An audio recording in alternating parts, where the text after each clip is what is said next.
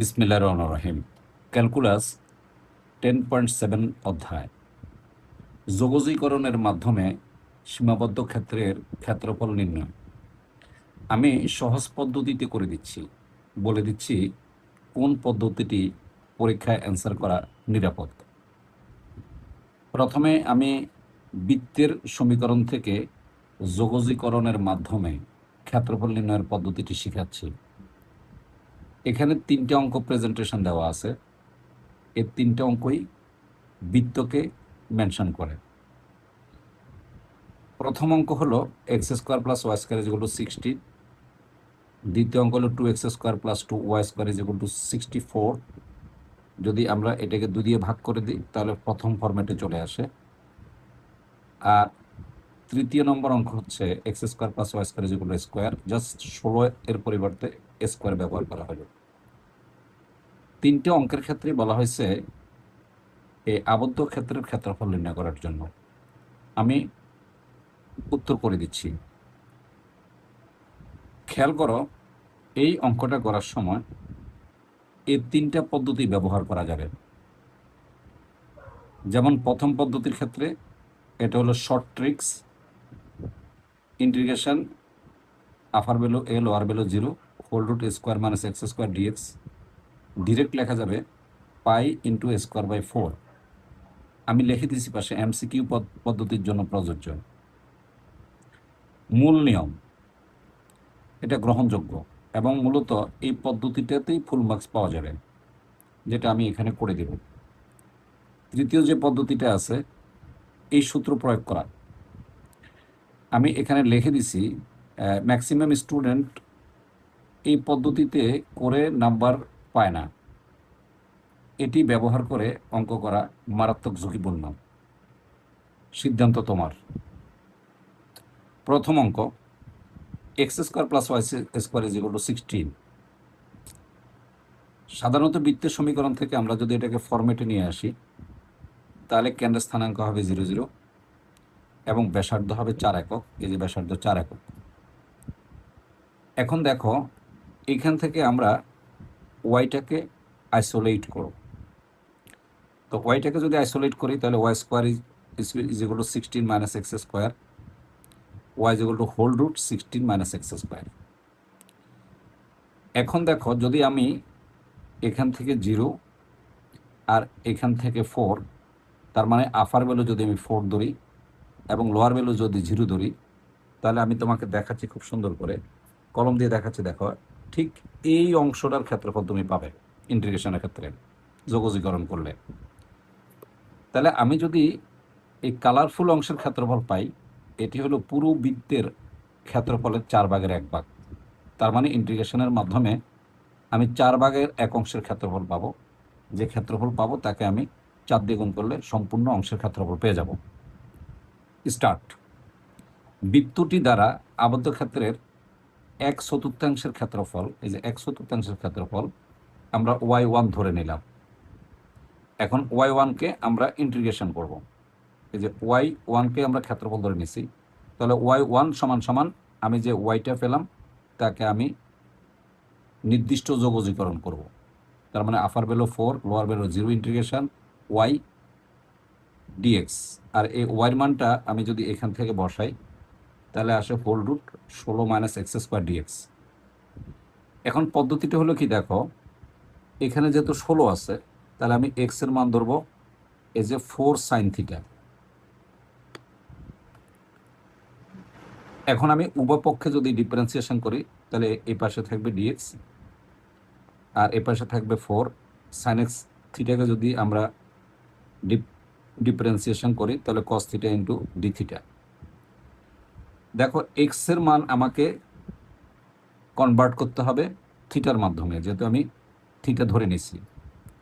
তো কনভার্ট করার সিস্টেমটা হলো এরকম যে এক্স সমান সমান যদি আমি 4 লিখি তাহলে এই মানটা আমরা এখানে বসাবো। এই যে 4 সমান সমান 4 সাইন থিটা, তাহলে থিটার মান আসে π/2, তার মানে sin 91। এখন দেখো, এক্স এর মান যদি আমরা আবার 0 বসাই তাহলে এই জায়গায় কী হয়ে যাবে, বিশেষ করে যদি আমরা 0 বসাই তাহলে ডেফিনেট থিটার মান আসবে π/2। যেহেতু আমরা এক্স এর মান যদি এখানে শূন্য বসাই তাহলে সাইন থিটা যেগুলো শূন্য আর সাইন জিরো যেগুলো জিরো হয়, তার মানে থিটার মান জিরো হবে। এখন এই মানটাকে আমরা যে ধরা মানটা, এই মানটা আমরা এর ভিতরে ইনপুট করব।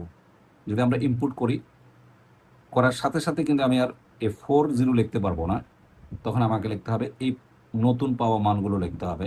π/2 0, দেখো এখানে যে 16 আছে, এই যে 16, এই যে x square is equal to 16 sine square theta, আর দেখো এখানে ডিএক্স যেটা আছে, যে ডিএক্স ইজ ইকুয়াল টু এই যে 4 cos থিটা ডি থিটা, দেখো 4 cos থিটা ডি থিটা। এরপর অংশ ত্রিকোণমিতি, আমরা যদি এখানে 16 কমন নেই তাহলে 16 into 1 minus sine square theta, 1 minus sine square theta is equal to cos square theta, তার মানে 16 cos স্কোয়ার থিটা। একে যদি আমরা বর্গমূল করি তাহলে 4 cos থিটা, আর এই পাশে 4 cos থিটা ডি থিটা রয়ে গেল। এখন দেখো আমি এই 4 ছাড়া 16কে যদি আমি এই পাশে 8 নিয়ে আসি তাহলে ভিতরে 2 থাকে, তাহলে 2 cos square theta d theta.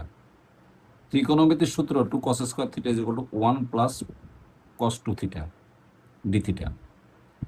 এখন যদি আমরা এই 1কে ইন্টিগ্রেশন করি তাহলে থিটা হয়, তখন থার্ড ব্র্যাকেট দিয়ে মানগুলো বসাতে হবে π/2 0 প্লাস এখানে যে 8 আছে, এই যে 8, আর cos 2 থিটাকে যদি আমরা ইন্টিগ্রেশন করি তাহলে হাফ সাইন 2 থিটা হয়। এই যে দেখো হাফ সাইন 2 থিটা, হাফটাকে আমি বের করে নিয়ে আসছি কারণ হাফের উপর এই মানগুলোর কোনো প্রভাব নেই। এখন দেখো স্বাভাবিকভাবেই আমরা এখন মানগুলো বসাবো। তাহলে থিটার মান একবার বসাবো upper value π/2 minus lower value 0 plus 4, এখানে কাটাকাটি দিলে 4 হয়, আর সাইন আমি যদি π/2 বসাই তাহলে সাইন 180 হয়, মানে পাই হয়, সাইন 180 মান 0 আর সাইন 0 মান 0, তার মানে আপনারও পাইছি আমি 4 পাইয়ে পাইছি। এখন আমি এটাকে যেহেতু আমি শুধুমাত্র এই কালারফুল অংশের ক্ষেত্রফল পাইলাম কত, 4 পাই, আমাকে কিন্তু বলা হয়েছে পুরো ক্ষেত্রের ক্ষেত্রফল, পুরো ক্ষেত্রের ক্ষেত্রফল বের করতে হবে। তাহলে আমি সুতরাং বৃত্তটি দ্বারা আবদ্ধ ক্ষেত্রের ক্ষেত্রফল 4y1, যেহেতু আমি y1 এর মান পাইছি 4 পাই, তাহলে আমি যদি 4 পাই বসাই তাহলে 16 পাই বর্গ একক হয়। খুবই সহজ পদ্ধতি। এই পদ্ধতিটা অত্যন্ত নিরাপদ এবং অত্যন্ত ভালো পদ্ধতি। তোমরা আগে যারা এই পদ্ধতিতে করছো আমি পরামর্শ দেব এই পদ্ধতিটাকে তুমি অমিট করে দাও। এই পদ্ধতিটা তোমাকে পরীক্ষায় দিলে ফুল মার্কস পাবে। এই পদ্ধতিটা ঝুঁকিপূর্ণ। যেমন ব্যক্তিগতভাবে যদি আমি খাতা কাটি তাহলে আমি এইভাবে করলে আমি নাম্বার 50% লেস করে দেব, তাহলে তোমার 2 মার্কস কমে গেল, দরকার কি, ঝুঁকি নেওয়ার কোনো প্রয়োজন নাই। এবার আমরা আসি টাইপ 2তে চলে আসি। টাইপ 2 যেটা আছে দেখো, এটা হলো উপবৃত্ত। x²/9 প্লাস y²/4 = 1 উপবৃত্ত দ্বারা আবদ্ধ বৃত্তের ক্ষেত্রফল নির্ণয় করো। একইভাবে 4x² প্লাস 9y² = 36, উভয়পক্ষকে 36 দিয়ে ভাগ করলে এই ফর্মেটই চলে আসবে। আর এখানে দেখো এই 9 মানে 3 স্কোয়ারের জায়গায় আছে a স্কোয়ার, 4 মানে 2 স্কোয়ার, 2 স্কোয়ার মানে আছে b স্কোয়ার। তার মানে আমি যদি 1 নম্বরটা করে দিই, ঠিক অনুরূপভাবে তুমি এই বাকি দুইটা করতে পারবে এবং করতে হবে তোমাকে। এখানে আসো আমরা এটা ট্রিপল স্টার দিয়ে দিই, এবং 1 নম্বর যেটা করেছি সেটাও ট্রিপল স্টার। খেয়াল করে দেখো যে এখানে আমরা ঠিক আগের মতোই করব। আমরা এটাকে উপবৃত্ত আকারে ফরম্যাট দিলাম, তাহলে উপবৃত্তের কেন্দ্রের স্থানাঙ্ক হবে 0 0 এবং শীর্ষবিন্দুর স্থানাঙ্ক হবে 3 0। এই যে 3 0, এই পাশে 3 আসলো 3 0, যেহেতু এখানে 3 আছে। এটা এটা বৃহদক্ষ আর এটা হলো ক্ষুদ্রক্ষ, তার মানে বৃহদক্ষ হলো এখান থেকে এ পর্যন্ত 3 মানে 3 0, যেহেতু আমরা এই পার্টটা করাচ্ছি। আর বৃহদক্ষ হলো টোয়াইসে, তাহলে টোয়াইসে হলো 6, আর যেহেতু আমি এ নেব তাহলে এ হলো 3 0, তাহলে এটা 3 0, তাহলে আপার ভ্যালু 3 আর লোয়ার ভ্যালু 0। তখন আমি এই যে দেখো যদি আমি এভাবে সুন্দর করে দেখাই, ঠিক এখানে একটা স্কেল ধরে যদি এভাবে টান দাও তাহলে এই কালারফুল অংশের ক্ষেত্রফলটা পাবো। তাহলে এটাকে আমি আগের মতোই ওয়াইকে এক্সের মাধ্যমে কনভার্ট করতে হবে। তাহলে দেখো আমি কি করলাম, x²/9 প্লাস y²/4 = 1। আমি যদি y²/4 রেখে দিই তাহলে আসবে 1 - x²/9। ডেফিনেটলি যদি আমি এই পাশ থেকে 4টা এই পাশে দিয়ে দিই তাহলে 4 × 1 - x²/9, তাহলে y² = 4/9। ভিতরে 9 হবে, এখানে 9 দিয়ে গুণ হবে, 9 - x²। এখন যদি আমি বর্গমূল করি তাহলে দেখো 2/3 হোল রুট 9 - x²। ঠিক কিছুক্ষণ আগে যে অঙ্কটা করছো ঠিক সে ফরম্যাট চলে আসছে। টাইপ 2 রাখার উদ্দেশ্য হলো এটা উপবৃত্ত, আর টাইপ 1 রাখার অর্থ হলো বৃত্ত বা সার্কেল, কিন্তু একই অঙ্ক। ডেফিনেটলি তাহলে আগের মতো যদি আমরা করি তাহলে 1/4 ক্ষেত্রফল পাবে, এই যে 4/1 পাবা। তাহলে এটাকে আমি y1 ধরে নিলাম। y1 = আপার ভ্যালু 3, লোয়ার ভ্যালু 0, ইন্টিগ্রেশন। দেখো এই যে 3/2, এই যে 3/2, 9 - 9 - x²। তাহলে যেহেতু এখানে 9 আছে তাহলে 3, তাহলে এক্স এর মানটা আমাকে কি ধরতে হবে, 3 sin θ ধরতে হবে, যেহেতু এখানে 9 আছে। যদি 16 থাকতো তাহলে 4 ধরতাম, যদি 25 থাকতো তাহলে 5 ধরতাম, 36 থাকলে 6 ধরতাম, অ্যাজ ইউজুয়াল ব্যাপার। যদি স্কোয়ার থাকতো তাহলে এ ধরতাম, নর্মাল কেস। যদি বি² থাকতো তাহলে বি ধরতাম। তাহলে দেখো এখন আমরা এখানে কি করব, এই মানটা এখানে ইনপুট করব, আর এটাকে আগের মতো আমরা ডিফারেন্সিয়েশন করে নিলাম। আমার মনে হয় এটা আরেকবার বোঝানোর দরকার নেই, যেহেতু আগের অঙ্কে আমরা বুঝাইছি। একইভাবে ডিফারেন্সিয়েশন করে নিবা। করে নেওয়ার পরে আমি এই যে দেখো এখানে একইভাবে 9 কমন, এই মানটা সেট করে এই মানটা আমরা এখানে ইনপুট করলাম। আর যখনই আমি এক্সকে থিটাতে কনভার্ট করে নেব তখন কিন্তু আমার এখানে 30 হবে না, তখন π/2 0 হবে। এখানে যদি আমি 9 কমন নিই তাহলে 9 × 1 - sin² θ। 1 - sin² θ হলো cos² θ, তার মানে 9 cos² θ, বর্গমূল করলে আসে 3 cos θ। আর এখানে যেহেতু dx মানে 3 cos θ, তাহলে যে dx এর জায়গায় 3 cos θ আগে রয়ে গেল, এই যে আগে রয়ে গেল, তাহলে নতুন করে 3 cos θ আসলো। তাহলে আসলো কত, 9 cos² θ। এই যে 9 cos² θ, যেহেতু আমার এখানে পাশে কি আছে, 2/3 আছে, যদি আমি কাটাকাটি দেই, এই যে এটা কাটাকাটি চলে যায়, তাহলে 3 থাকে ডেফিনেটলি। দেখো আর এই 2টাকে আমি ভিতরে ঢুকাই দিলাম, খুব সহজ হিসাব। তাহলে আমার কি আসলো দেখো ভালো করে, যে 3 π/2 0 2 cos² θ।